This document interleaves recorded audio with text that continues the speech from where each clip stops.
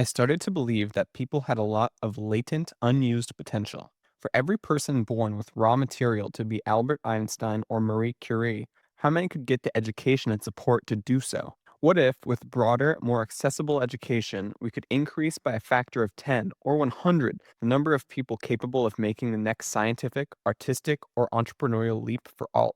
How many more diseases might we cure? How much faster might we explore the cosmos? My curiosity wasn't about fostering genius. If everyone had access to truly great education, I wondered how many more billions of people might attain purpose and meaning in their lives.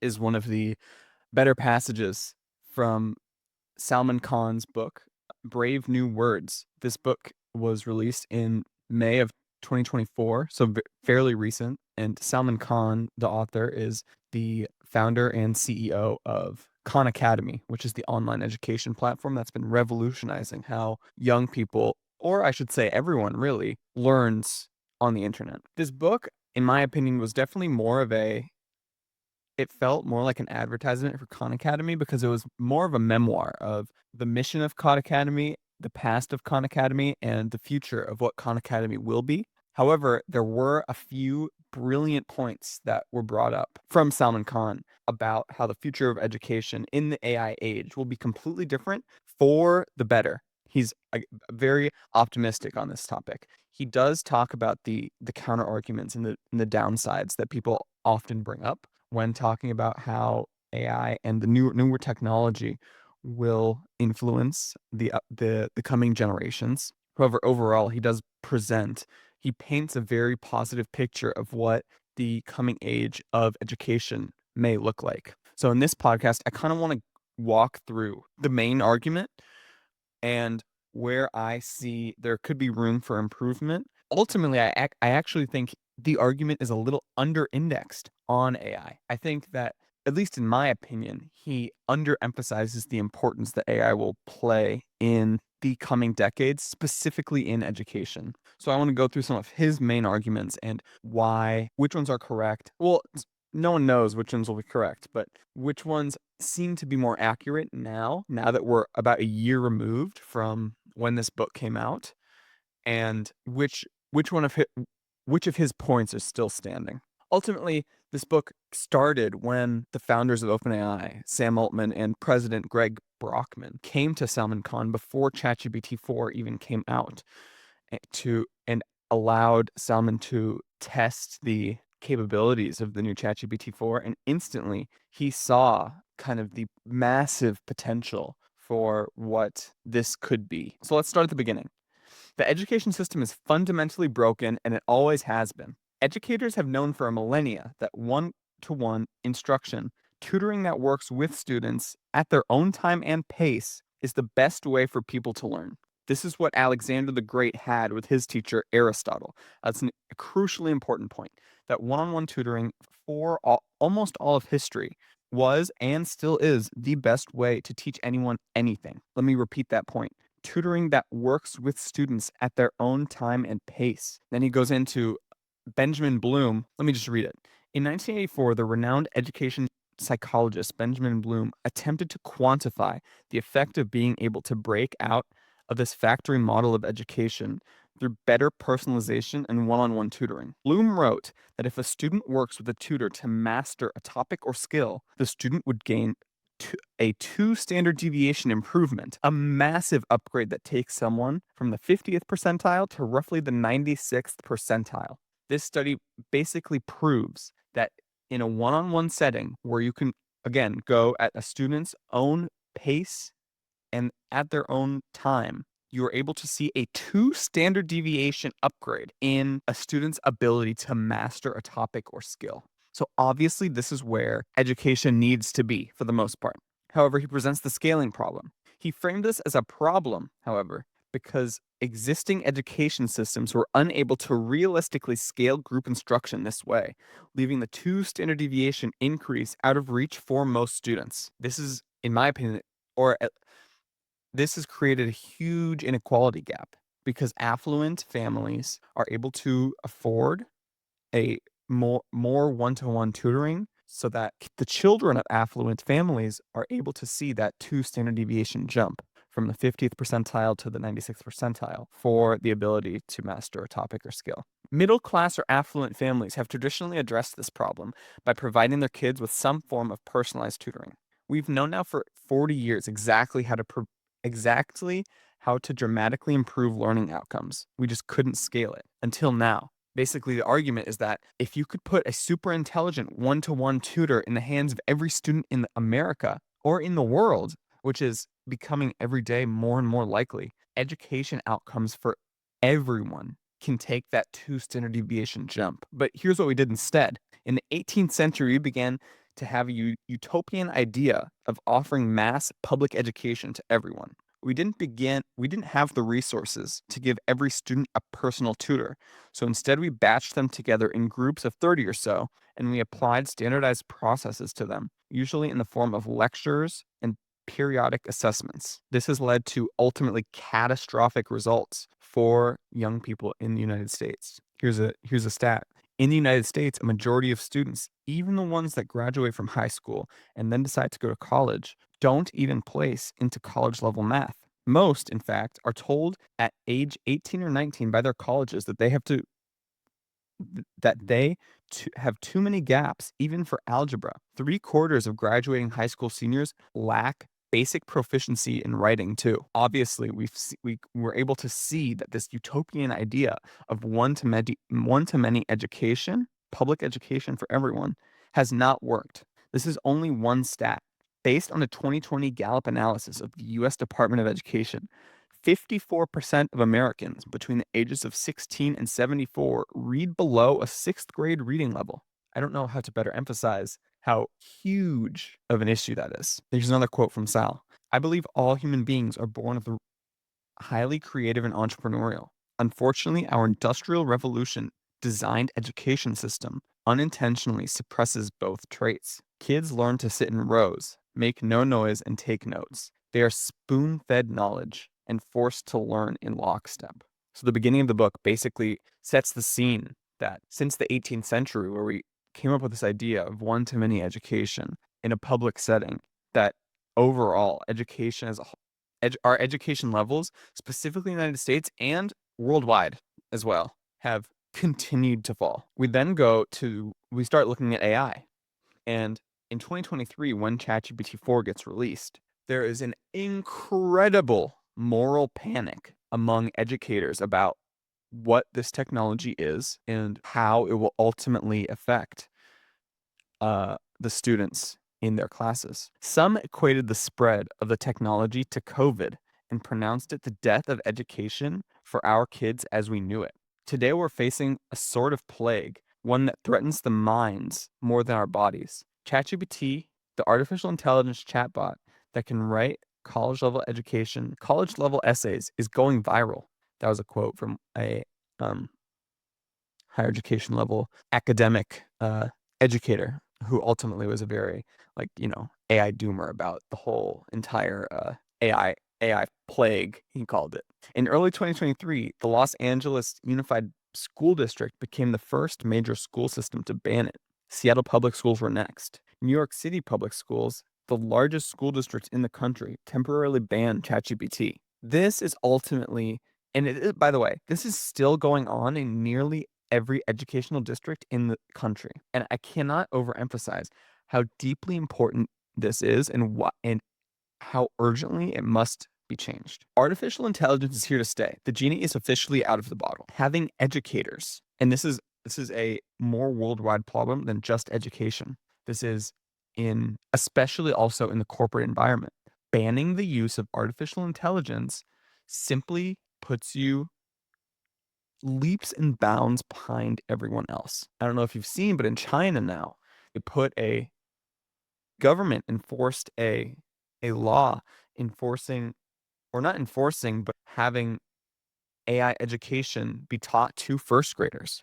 And they're going to end up so much further ahead of the United States. So while the US and the West continues to ban the greatest technological innovation in human history, China in the East, or I should say China, I'm not actually sure about the other countries, but China continues to normalize the use of this technology. Again, crucial point. While this is an extreme example, an entire industry exists around college admissions coaches that only affluent families can afford. The going rate in Silicon Valley, where I live, is roughly $400 per hour for top coaches. That's another quote from Salman. In 2019, more than 3 years before ChatGPT was publicly released, the New York Times profiled college graduates in places like Nigeria and Kenya making a living writing essays for college students in America and in other wealthy countries. This shines a point to the cheating issue. That's another crucial point that Salman um, talks about is the reason all these educators are banning the technology is because it's so closely associated with cheating. And I had a conversation with my dad and my brother about this because my brother's currently at school right now, and he told me that there's tons of kids getting caught, quote unquote caught, for using artificial intelligence um to do their assignments. And I just told him, it's like, that is the most stupid thing I've ever heard in my entire life. Where I think it should be. So again, artificial intelligence, the genie's out of the bottle. AI is here to stay. That is the strongest point. So you can't take it away at this point. You can't say you can't use this. It's here. So what I've said and what I've actually mentioned, I did a podcast with Dr. David Ruth that you can go watch. It's actually my last podcast.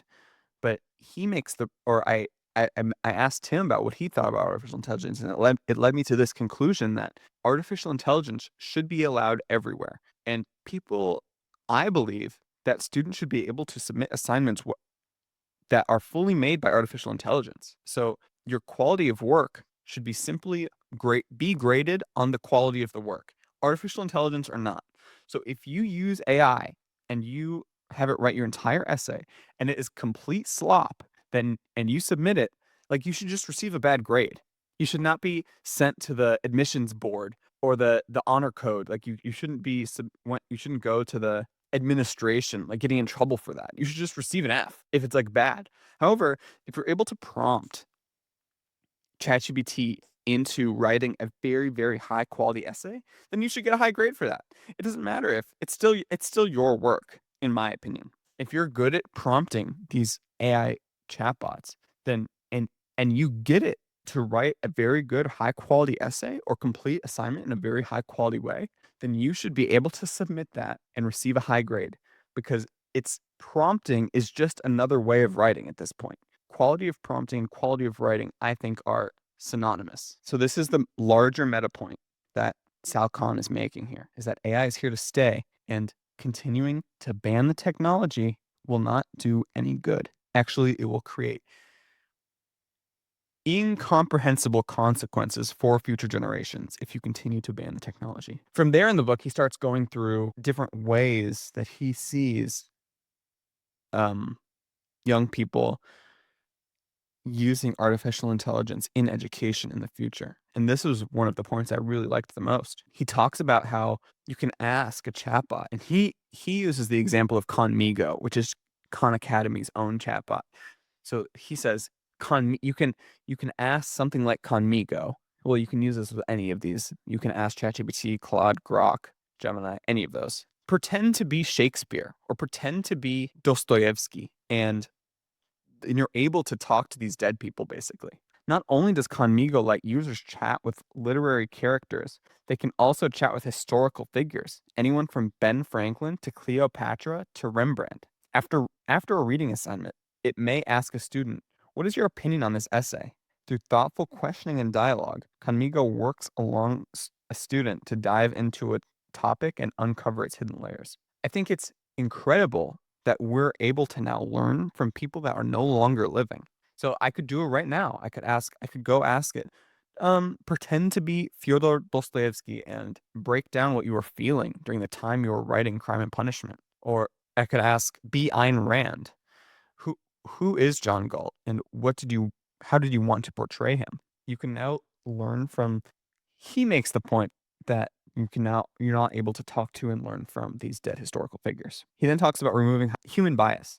By contrast, I suspect it would be difficult for more teachers or tutors not to show their own beliefs or project them onto students in a discussion that as charged as one on gun control. So actually in the book, he shows his chat with the chatbot Conmigo about gun control, and you're able to have an incredibly objective conversation about the Second Amendment and the pros and cons. Where if you were to have this conversation with any human, no matter what, I think personally, any human has their own biases and opinions on these incredibly important debates. However, these LLMs don't have those biases. So a truly curious child could go ask an LLM. He's like, what are the pros and cons of the Second Amendment? He also talks about the creativity multiplier that these tutors present. Students could even design experiments with a simulation of Marie Curie or co-write a Federalist paper with a simulation of James Madison or Alexander Hamilton. We're moving from passive consumption of information to active dialogue with the knowledge itself. Incredibly important point. We're moving from passive consumption of information to active dialogue with the information itself. Here's the issue. There is a global education inequality time bomb currently ticking away. In the US, Louisiana spends roughly $10,000 per student per year. New York spends $40,000. In India, government schools might spend anywhere between $500 and $1,200 per student per year. That just shows how in the US, how much goes into each student for public education, and how breathtakingly absurd it is that while still spending between $10,000 and $40,000 per year per student, our numbers, our education numbers in the United States keep trending downward and quickly. Again, that 2020 stat, 54% of Americans between the ages of 16 and 74 read below a sixth grade reading level. While millions of children every year are not going to school, girls are twice as likely to never step foot in the classroom. A 2004 UNESCO study reported that 25% of teachers living in India were absent from school, and only about half were teaching. Even when the teacher did show up, they had not received adequate training on the material. He keeps bombarding us with stats about how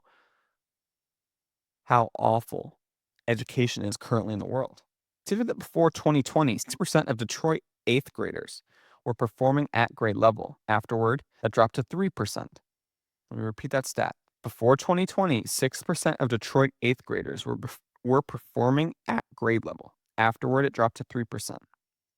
Here's the AI solution. What might it be like if every student on the planet had access to an artificially intelligent personal tutor, an AI capable of writing alongside the student, an AI that students could debate any topic with, an AI that fine-tuned a student's inherent strengths and augmented any gaps in learning? This kind of concludes the point that if you take into account where education is currently in the world, and that Benjamin Bloom study about how with personalized one-on-one tutoring, you can make a 2 standard deviation jump in the ability to master any topic or skill, and the current AI wave, we are in a perfect storm to completely flip the educational industry on its head. Further along in the book, he talks about how AI is going to affect the job market as a whole. This is something I've actually thought about a lot. I think if you reverse engineer what education is, it's all geared towards being economically valuable. So if you start at the bottom, you go to kindergarten. Why do you go to kindergarten? To like learn more, to become like personable. Then you go to elementary school. Why are you going to why? Then you go to K through 12. Why are you going to K through 12? To get into college. That's the point. Why are you going to college? To get a good job. So everything's from the bottom up is all schooling is to become economically valuable fundamentally. So it would be an oversight to not try to predict how jobs will look in this current in the AI age. And this is a much deeper point that I'm not going to go into right now. I actually a couple of books that I'm going to read and do podcasts on that look more at how the economics of AI work. Because, in my opinion, if humans aren't able to be as economically valuable as, say, an AI model, then capitalism fundamentally no longer works. Think of these transformations brought about by steam power, computers, or the internet.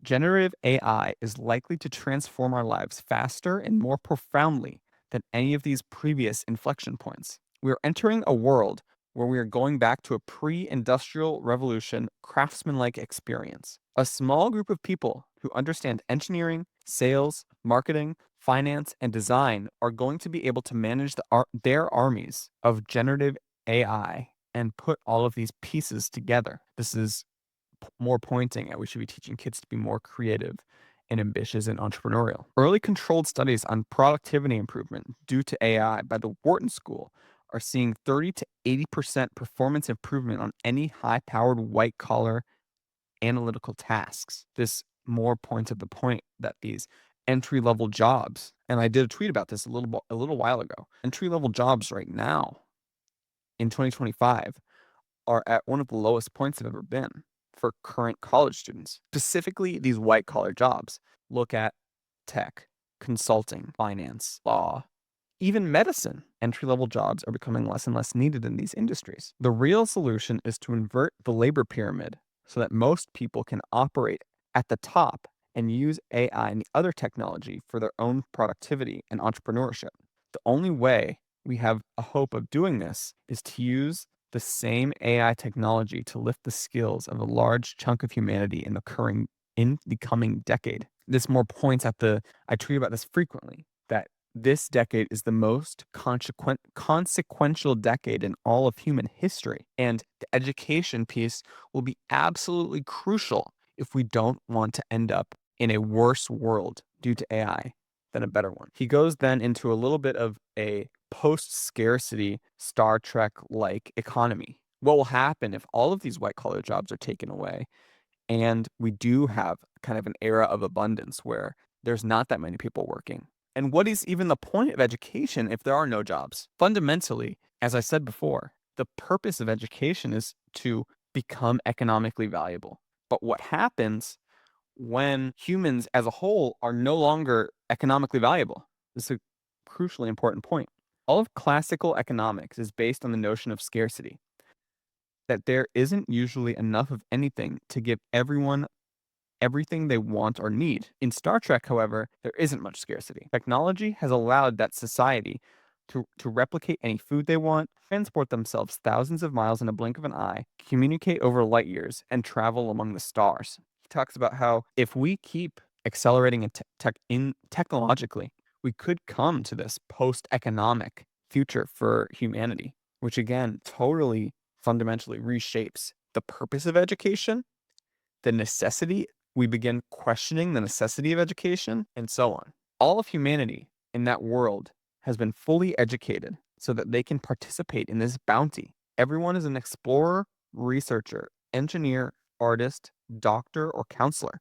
I want to include, and I will include in the show notes below, a clip that Mark Andreessen, a clip of an interview Mark Andreessen did on the Technology Brothers podcast, where he talks about what kind of people he thinks, how he's raising his kids, and how other people should be raising their kids. And I think that it's general consensus that in this AI world, in this AI era that's approaching, you want to have the term I continue to hear is you want to coach your kids to be high agency generalists. Mark Andreessen talked about how he thinks that you should be optimizing for breadth in a wide variety of topics as opposed to depth in any one topic. This is more to the point where in Star Trek, everyone is an explorer, researcher, engineer, artist, doctor, or counselor. And in most cases in this AI world, you're going to be you're going to be able to be all of those things. Balaji has a great tweet that says AI doesn't take your job. AI enables you to do any job. Then he goes into an alternative dystopia if we're not able to optimize education for this AI era. If we don't, societies will increasingly fall prey to populism. People with time but no sense of purpose or meaning don't tend to be good for themselves or others. They're susceptible to the ideas of demagogues. Just imagine, though, if we were able to optimize education in the AI world. Instead of having one Mozart over 500 years, we now have the possibility of having 1,000 Mozarts, 1,000 Einsteins, 1,000 Da Vincis. This is more to that quote I opened up with. I started to believe that people had a lot of talent, unused potential. For every person born with the raw material to be Albert Einstein and Marie Curie, how many get the education and support to do so? He then, as we get to the sort of the end of the book, he talks about this race against catastrophe and why change needs to happen now. Again, this is the most consequential decade in all of human history. He talks about the security implications. Big Brother will not only be watching, but he will also have comprehension. The best tacticians in the battles for the future will likely be AI, not human. This further goes on to say how dangerous that this technology could be, and I'm going to continue talking about AI safety because I think it's overlooked. I believe that the current competition in the AI field, and this is subject to change. It's May 25th of 2025, and I'm sure this will be outdated in less than 6 months. But this current competition between companies like Anthropic, OpenAI, and Google, even XAI,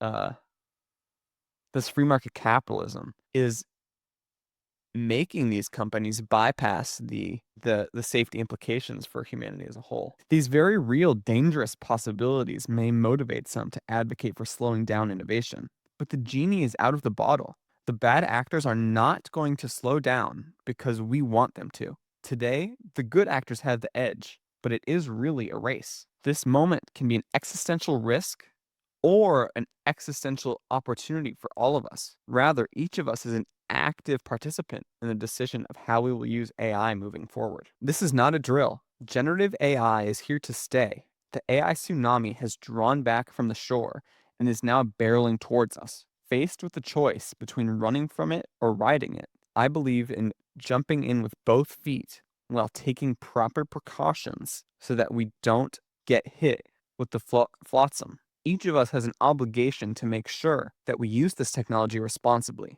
This means, as developers, we must put the necessary guardrails to protect our children. All the while, we must accelerate our efforts and make sure that we are developing the technology with the right intent and the right pedagogy. Let's use AI to create a new golden age for humanity, a time that will make today look like a dark age. And that is the book Brave New Words by Salman Khan. I think it's an incredibly important book. I think the education piece is going overlooked currently by many, and I don't think it is the focus of the current discussion. Maybe because there are such existential risks to humanity associated with this technology, but if we cannot enable the next generation to make the most of the greatest innovation in human history, the future will not be bright. That's all for this episode. I hope you enjoyed. I'm going to be doing more of these solo episodes. As much as I did enjoy talking to these great people on previous podcasts, something about not interviewing people, but interviewing ideas is much more rewarding to me, and I hope more rewarding to you. So that's it for this episode, and I hope to see you next time.